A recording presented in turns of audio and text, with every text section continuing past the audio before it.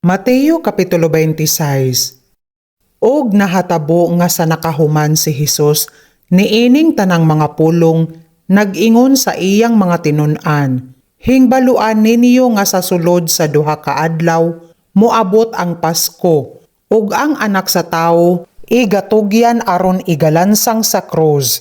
Unya na nagtigom ang mga punuan sa mga saserdote, ug ang mga ansyano sa lungsod sa balay sa labawng saserdote nga ginganlan si Caifas, ug na nagsabot sila sa pagdakop kang Hesus, pinaagi sa limbong ug pagpatay kaniya. Apan nag-ingon sila, dili iatol sa fiesta aron dili mahatabo ang kasaba sa lungsod. Ug sa didto si Hesus sa Betania sa balay ni Simon nga sanlahon, miduol kaniya ang usa ka babayi nga adunay usa ka tibod nga alabastro nga ighahaplas nga dakog bili, o gibubo niya sa ulo ni Hesus samtang siya nagalingkod sa lamesa. Apan sa hingkit-an kini sa iyang mga tinun-an, nangasuko sila nga nagaingon, tungod sa unsa ba kini nga pag-usik, kay kining haplas arang ikabaligya sa mahal og igahatag sa mga kabus. Apan sa hingbaluan kini ni Hesus, miingon kanila, nganong inyong ginasamok kining babaye, kay usa ka maayong buhat ang gihimo niya kanako, kay kamo adunay mga kabus gihapon uban kaninyo. Apan ako dili kauban ninyo sa kanunay, kay sa pagbubo niya niining haplas sa akong lawas, iyang gibuhat kini aron sa pag-andam alang sa paglubong kanako. Sa pagkamatuod nagaingon ako kaninyo, nga bisan asa igawali kining maayong balita sa tibuok nga kalibutan. Pagahisgutan usab ang gihimo niining babayi sa handumanan niya. Unya ang usa sa mga napulo og duha nga ginganlan si Judas Iscariote, miadto sa mga punuan sa mga saserdote, og nag-ingon, unsa ba ang buot ninyo nga ihatag kanako, aron siya akong igatugyan kaninyo, og siya gitimbangan nila sa katluan kabuok nga salapi. Og sukad ni adto nagapangita siya og higayon sa pagtugyan kaniya, og sa nahauna nga adlaw sa mga tinapay nga walay levadora, na nagpanuol kang Hesus ang iyang mga tinun-an nga nagaingon, asa ba ang buot mo nga pagaandamon namo alang kanimo ang pagkaon sa Pasko? Og siya miingon, umadto kamo sa syudad sa usa ka tawo, og ingnon ninyo siya. Ang magtutudlo nagaingon, ang akong panahon haduol na. Sa ulugon ko sa imong balay ang Pasko kauban sa akong mga tinun-an. O gibuhat kini sa mga tinun-an, ingon sa gisugo kanila ni Hesus. O giandam nila ang Pasko. Og sa miabot ang kahaponon, milingkod siya sa lamesa kauban sa napulo og duha ka mga tinun-an. Og sa nagakaon sila, miingon siya, sa pagkamatuod nagaingon ako kaninyo, nga usa kaninyo magatugyan kanako, og na nagsubo sila pag-ayo, og na nagsugod sa pag-ingon kaniya, ang tagsa-tagsa kanila, ako ba kaha Ginoo? Og siya mitubag og nag-ingon, kadtong nagatuslob sa kamot, kauban nako sa pinggan, kana mao ang magatugyan kanako.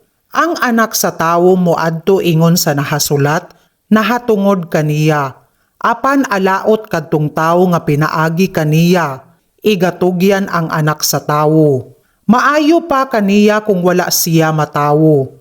Og mitubag si Judas, ang maong nagtugyan kaniya, og miingon, ako ba kaha, Rabay? Siya miingon kaniya, giingon mo. Og sa nagakaon sila, gikuptan ni Hesus ang usa ka tinapay, og sa gipanalanginan niya, iyang gitipik-tipik, og sa gihatag sa mga tinun-an, nagaingon, kumuha kamo, kumaon kamo, kini mao ang akong lawas. Og sa gikuptan niya ang kupa, nagpasalamat, og iyang gihatag kanila nga nagaingon, Uminom kamo nga tanan niini, kay kini mao ang akong dugo sa bag-o nga tugon nga pagaulaon tungod sa daghan alang sa pagpasaylo sa mga sala. Og ako nagaingon kaninyo, nga gikan karon dili na ako magainom niining bunga sa paras hangtod ni adtong adlawa nga magainom ako pag-usab kauban ninyo sa gingharian sa akong amahan. Og sa nakaawit sila og usa ka alawiton nangadto sila sa bukid sa mga olivo. Unya miingon kanila si Hesus, nga tanan kamo mahapangdol tungod kanako karon nga gabhiuna, kay nahasulat na. Pagasamaran ko ang magbalantay og ang mga karnero, pagapatlaagon gikan sa panon. Apan sa tapos ako unya mabanhaw, magauna ako kaninyo sa Galilea. Apan si Pedro sa mitubag, nagaingon kaniya, kung ang tanan mahapangdol tungod kanimo, ako dili gayud mahapangdol. Si Hesus nag-ingon kaniya, sa pagkamatuod nagaingon ako kanimo, nga niining gabhiuna sa dili pa mutuktugaok ang manok, igalimod mo ako sa makatulo. Si Pedro nagaingon kaniya, bisan kinahanglan kanako ang pagkamatay kauban nimo, dili ko gayud ikaw igalimod. Og ang tanang mga tinun-an na nag-ingon sa mauusab. Unya si Hesus miadto kauban nila sa usa ka tanaman nga ginganlan Getsemani. Og nag-ingon sa iyang mga tinun-an, panglingkod kamo dinhi samtang moadto pa ako sa unahan sa pag-ampo. Og sa iyang gidala kauban niya si Pedro og ang duha ka anak ni Zebedeo, nagsugod siya sa pagkasubo og pagkaguol sa dako gayod. Unya siya nag-ingon kanila, ang akong kalag nagsubo gayod pag-ayo bisan hangtod sa kamatayon. Managpabilin kamo dinhi og panagtukaw kamo kauban nako.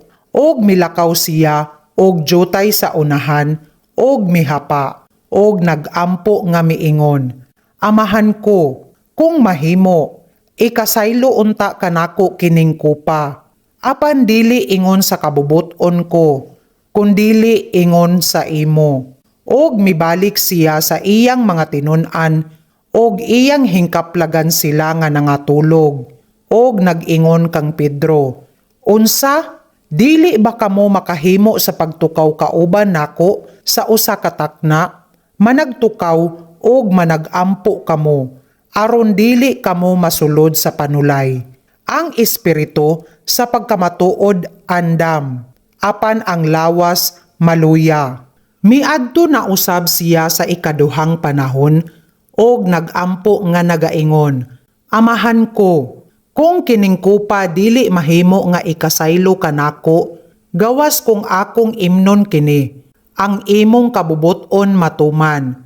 Og sa miadto siya pag-usab, iyang hingkaplagan sila nga nangatulog, kay nagbugat ang ilang mga mata, og iyang gibiyaan sila pag-usab, og miadto, og nagampo sa ikatulo, nga nagaingon sa maong mga pulong. Unya miadto sa iyang mga tinun-an og nag-ingon kanila, pangatulog na kamo og pamahulay.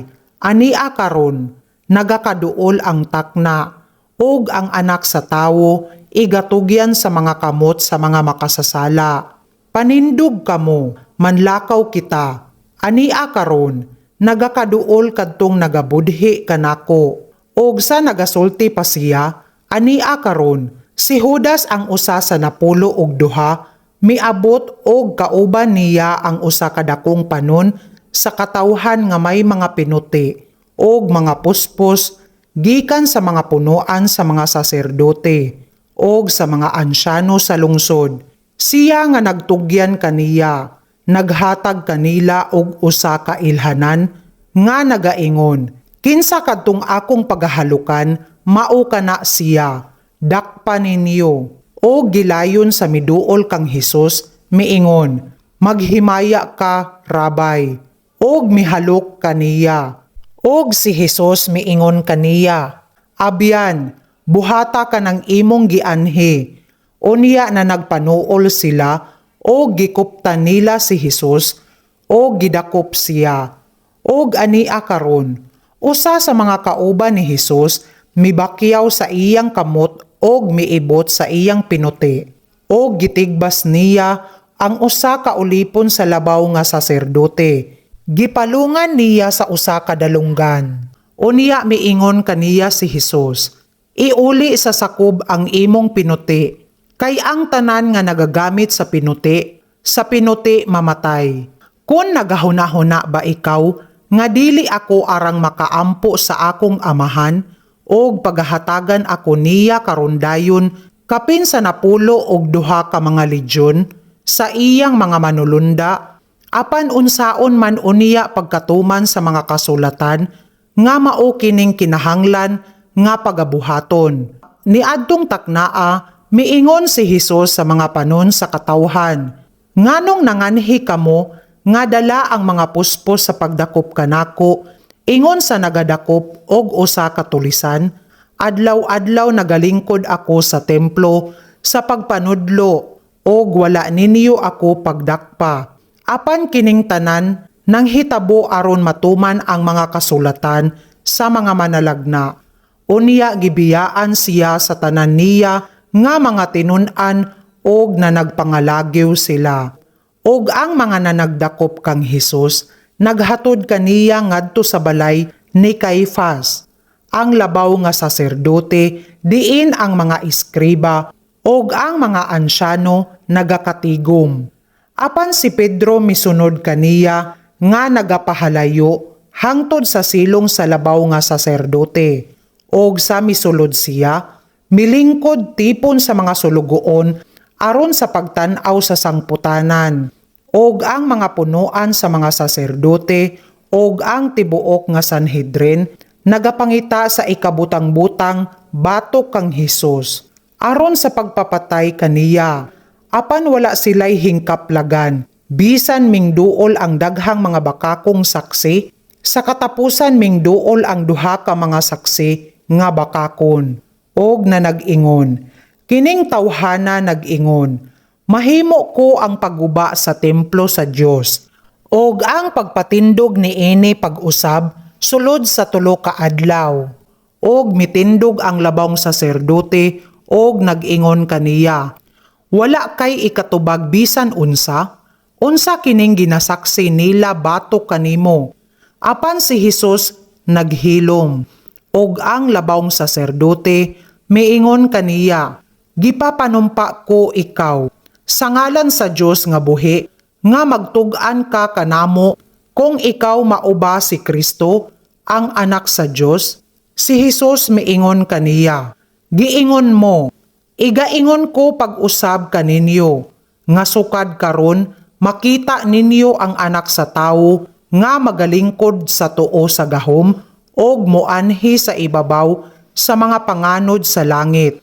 Unya ang labawng saserdote naggisi sa iyang mga sapot nga nagaingon, siya nagapasipala, unsa pay kinahanglan ta sa mga saksi. Tan-awa ninyo, karon nadungog ninyo ang pasipala. Unsay huna-huna ninyo? Og sa mitubag sila na nag-ingon, angay siya sa kamatayon. Unya gilud-an nila ang iyang nawong og gisumbag, og ang uban nagsagpa kaniya, nga nagaingon, tagnaa alang kanamo, Kristo. Kinsa ang nagsumbag kanimo? Karon, si Pedro nagalingkod sa gawas sa pasyo, o giduol siya sa usa ka sulugoon nga babaye, nga nagaingon, ikaw usab, uban ni Hesus nga taga Galilea. Apan siya milimod sa atubangan sa tanan nga nagaingon, wala ako manghibalo sa imong ginaingon. Og sa migula siya sa ganghaan, lain na usab nga sulugoon nga babaye ang nakakita kaniya, og kini miingon sa mga atua didto. Kini usab kauban ni Hesus nga Nazaretnon, og milimod siya pag-usab, uban ang panumpa. Wala ako makaila ni anang tawhana, og sa wala madugay, miduol ang mga nanagtindog didto, Og miingon kang Pedro, matuod gayud nga ikaw usab usa kanila, kay ang imong sinultihan nagapaila.